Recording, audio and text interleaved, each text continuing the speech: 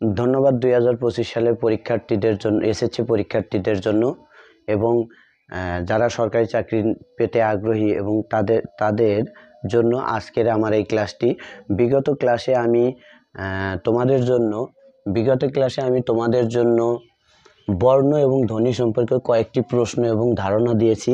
এবার আমি বর্ণ সম্পর্কে অর্থাৎ স্পর্শ বর্ণ সম্পর্কে একটি ধারণা দেব। আজকে আমরা ক খ শিখব, সরাসরি ক খ। আমি একটু ছক আঁকাই। আচ্ছা, আমি আগে ক খ লিখি। ক, খ, গ, ঘ, উম, চ, ছ, বর্গীয় জ, তারপরে ঝ, ইয়, চ ছ বর্গীয় জ ঝ ইয়, ট, ঠ, ড, ঢ, মূর্ধন্য, ত, থ, ত, থ,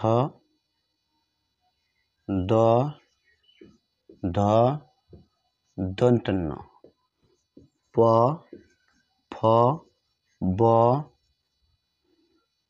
ভ, ম। এই বর্ণগুলোকে আমরা একটু টেবিল আকারে সাজাবো।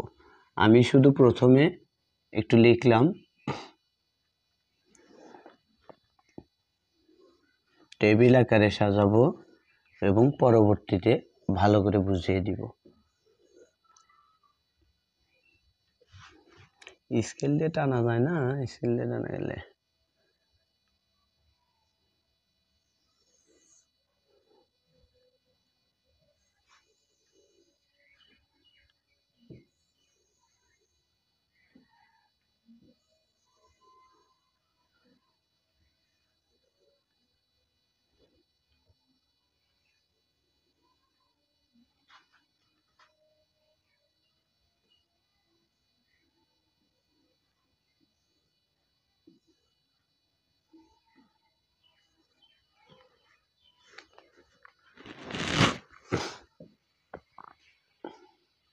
আচ্ছা, এখন আমার লেখা শুরু।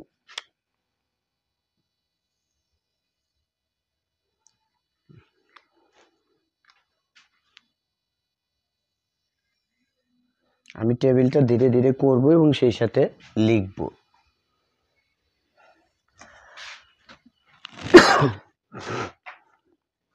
আচ্ছা, এখানে ক খ গ ঘ উম, চ ছ বর্গীয় জ ঝ ইয়, ট ঠ ড ঢ মূর্ধন্য, ত থ দ ধ দন্তন্য, প ফ ব ভ ম। এই প্রত্যেকটা লাইনের প্রথম যে অক্ষরগুলো আছে সেই অক্ষরগুলো দিয়ে আমরা এইটাকে লিখব বর্গীয় বর্ণ। এখানে আছে ক, কয়ের লাইনে যে বর্ণগুলো আছে সেটা হচ্ছে ক বর্গীয় বর্ণ, ক বর্গীয় বর্ণ। চয়ের লাইনে চ বর্গীয় বর্ণ, টয়ের লাইনে ট বর্গীয় বর্ণ, তয়ের লাইনে ত বর্গীয় বর্ণ এবং প এর লাইনে প বর্গীয় বর্ণ। এটা বর্গীয় বর্ণ। এখন এই বর্ণগুলো আবার উচ্চারণের স্থান। এখানে কয়ের লাইনে যে বর্ণগুলো আছে সেটা হচ্ছে কণ্ঠবর্ণ,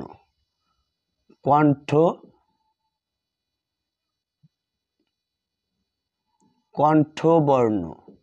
এই কয়টা কণ্ঠবর্ণ। কয়ের লাইনে যে বর্ণগুলো আছে সেগুলো কণ্ঠবর্ণ, আর চ ছ এর লাইনে যে বর্ণগুলো আছে সেটা হচ্ছে তালব্য বর্ণ,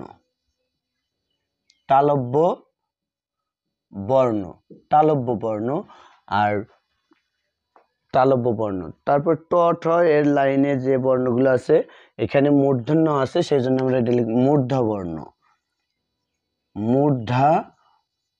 বর্ণ, এটা মূর্ধা বর্ণ। তারপর ত থ দ ধ দন্তন্য, এটা হচ্ছে দন্ত বর্ণ। আর প ফ ব ভ ম, এটা হচ্ছে ওষ্ঠ বর্ণ। এখন আমি তোমাদেরকে একটু বুঝিয়ে দেব আসলে বর্ণগুলো কেন কণ্ঠবর্ণ, তালব্য বর্ণ, মূর্ধবর্ণ, দন্তবর্ণ, ওষ্ঠবর্ণ হলো। একটু আমার দিকে সবাই নজর দিবে। ক, খ, গ, ঘ, উম এই বর্ণগুলো উচ্চারণ করতে কণ্ঠকে চাপ প্রয়োগ করে, যার কারণে এটাকে কণ্ঠবর্ণ বলে। যেমন আমি যদি এখানে কণ্ঠ ধরে কথাটা বলি তাহলে হয় না, কারণ ক, খ, গ, ঘ হয় না, কণ্ঠের উপর চাপ পড়ে। তারপরে আছে তালব্য বর্ণ, অর্থাৎ এই যে বর্ণগুলো উচ্চারণ করতে ফুসফুস তাড়িত বাতাস তালুতে প্রভাব পড়ে এবং তালুর উপর প্রভাব পড়ে, তাদেরকে তালব্য বর্ণ বলে। আর মূর্ধ বর্ণ যে বর্ণগুলো উচ্চারণ করতে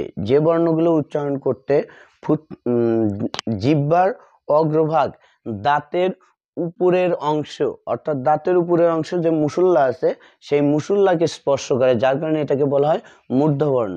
আর ত, থ, দ, ধ, দন্তন্য এইটা হচ্ছে দন্তবর্ণ, অর্থাৎ যে বর্ণ উচ্চারণ করতে জিহ্বার অগ্রভাগ দাঁতের সাথে বাড়ি খায়, যার কারণে এটাকে বলা হয় দন্তবর্ণ। তারপরে আছে ওষ্ঠবর্ণ,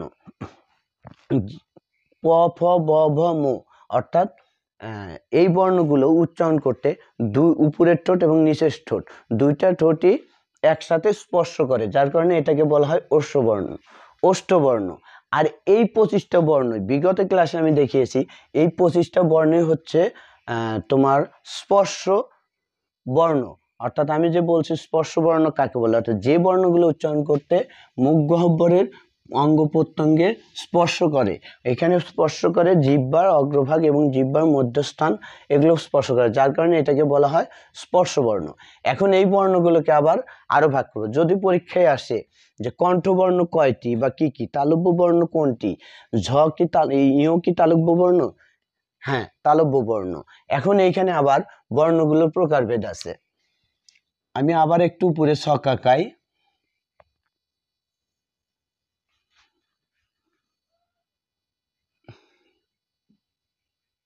আচ্ছা, এইখানে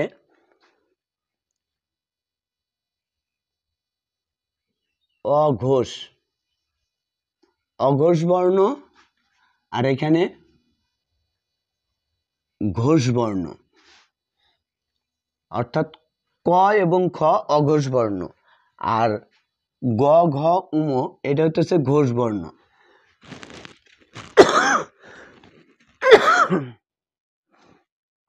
ক এবং খ অর্থাৎ বর্গের প্রথম দুইটা বর্ণকে অঘোষ বর্ণ বলে এবং বর্গের বর্গের পরের তিনটা বর্ণকে ঘোষ বর্ণ বলে। ঘোষ বর্ণ কাকে বলে, অঘোষ বর্ণ কাকে বলে? যে বর্ণ উচ্চারণ করতে ফুসফুস তাড়িত বাতাস বেশি বের হয়, ফুসফুস তাড়িত বাতাস বেশি প্রবাহিত হয়, তাকে ঘোষ বর্ণ বলে। আর যে বর্ণ উচ্চারণ করতে ফুসফুস তাড়িত বাতাস অল্প প্রবাহিত হয়, তাকে অঘোষ বর্ণ বলে। এখন এই ঘোষ বর্ণকে আবার দুই ভাগে ভাগ করা যায়, সেটা হচ্ছে অল্প প্রাণ এবং মহাপ্রাণ। এখানে হবে অল্প প্রাণ, আর পরেরটা মহাপ্রাণ। অল্প প্রাণ এবং মহাপ্রাণ, অর্থাৎ যে বর্ণ উচ্চারণ করতে ফুসফুস তাড়িত বাতাস অল্প বের হয় তাকে অল্প প্রাণ বলে, আর যে বর্ণ উচ্চারণ করতে ফুসফুস তাড়িত বাতাস বেশি বের হয় তাকে মহাপ্রাণ বলে। একইভাবে এটাও তাই, অল্প প্রাণ এবং মহাপ্রাণ। অল্প প্রাণ, মহাপ্রাণ,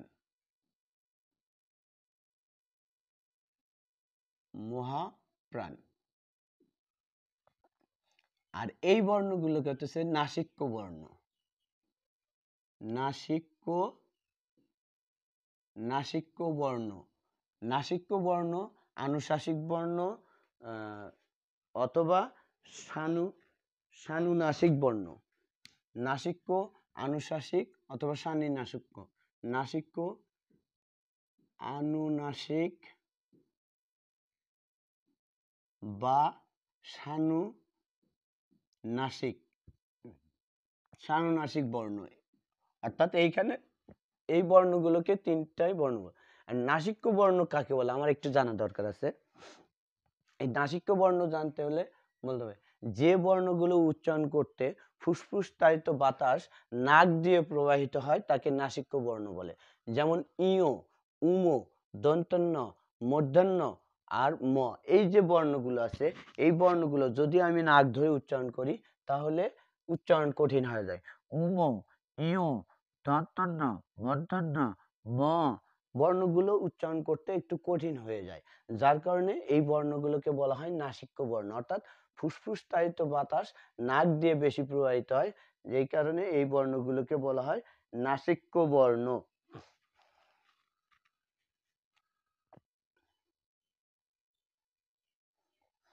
এবার এই বর্ণগুলো বাদেই আমার ব্যঞ্জন বর্ণ মোট কতগুলো আমরা জানি, স্বরবর্ণ মোট 11টি এবং ব্যঞ্জন বর্ণ মোট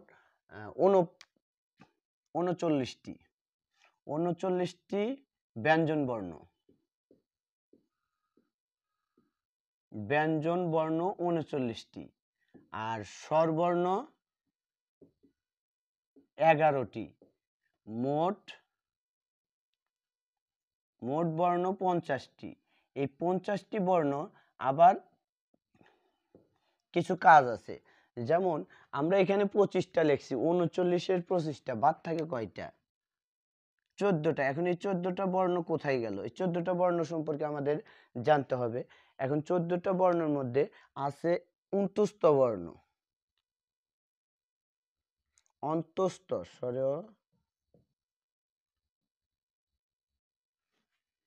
বানানো